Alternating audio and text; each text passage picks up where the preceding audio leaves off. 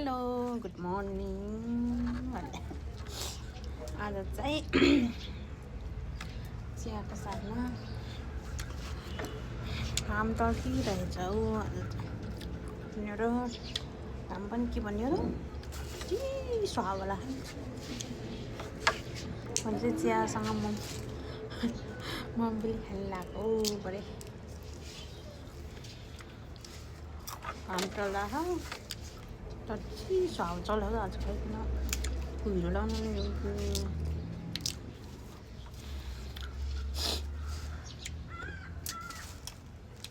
चिया खाने गिलासहरू खट्टा के विस्की खाने गिलासमा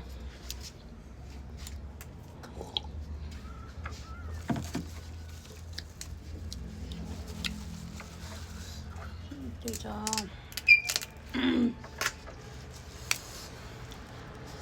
कति बज्यो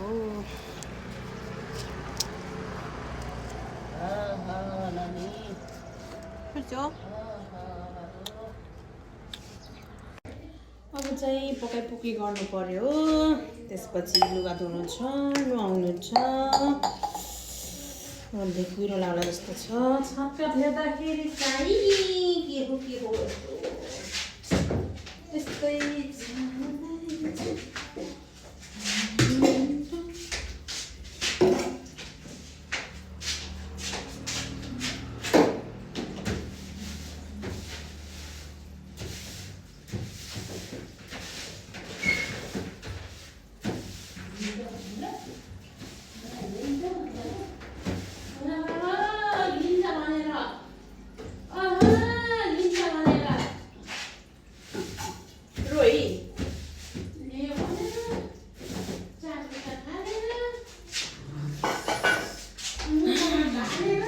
छोरी चाहिँ बिहान डाँडी बनाइदिएको आमाले उसको बजुले हो। डाँडीमा नसुत्ने अरे, काखमा सुत्ने अरे महारानी ममता हरामी छ मेरो छोरी।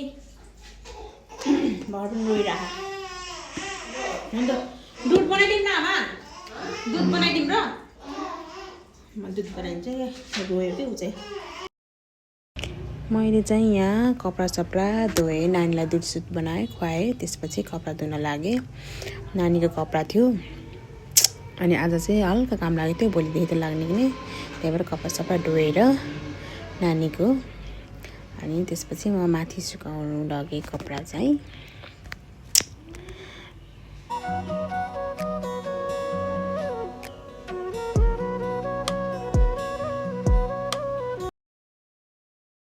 यहाँबाटै आजको भ्लग त के हो कामले नभ्याएर राम्रोसँग एडिट गर्नु राम्रोसँग गर्नु पनि राम्रोसँग भ्लग गर्नु पनि पाएन हौ बरे। अब गर्छु एउटा न एउटा काम आइलाग्छ। यस्तै छ साथीहरू, के गर्ने। कहिले बच्चाले दिँदैन, कहिले के हुन्छ। गाह्रो छ हौ, गाह्रो छ। आज चाहिँ आधी अधुरो हालिदिन्छु। भोलिदेखि चाहिँ कन्टिन्यू राम्रोसँग गराउनु पर्ला हौ बरे।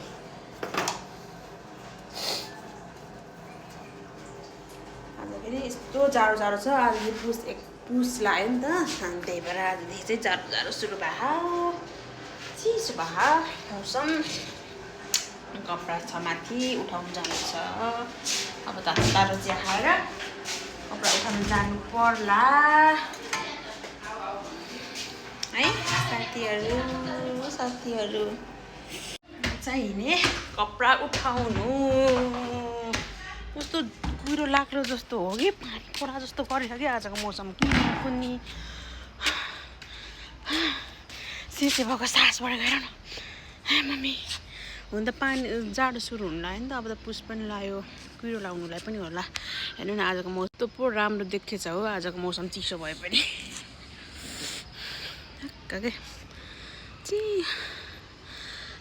चिसो चाहिँ हो पानी टाङ्की।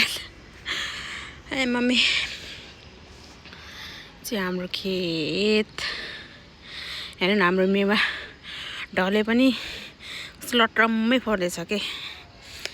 तर बुट्टा चाहिँ ढलेछ, तर मेवा चाहिँ फलिरह। मिठो हो के मेवा चाहिँ ढले पनि फलिरहेको छ। अब चाहिँ कपडा उठाउँछु मेरो नानीको कपडा धोइदिएको थिएँ धन्न धोइदिन्छु भोलिदेखि त घाम पनि लाउने हो कि लाउने होइन हौ बरे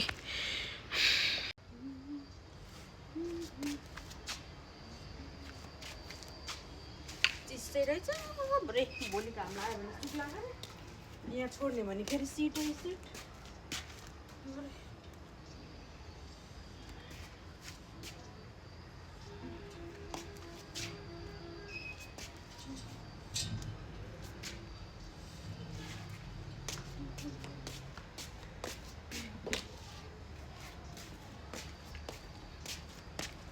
मोटाको कि अरू चाहिँ के बरे आज चाहिँ चाउमिन खानु भनेर चाउमिन बनाएको खाना चाहिँ बहुत थकाइला किन मलाई त यति खाएर सुत्ने हो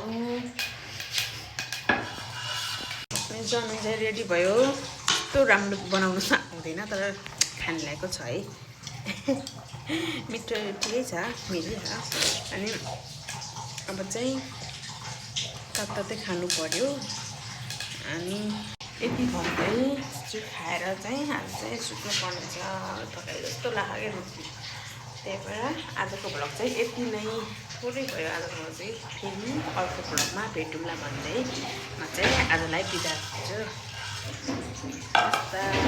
नमस्कार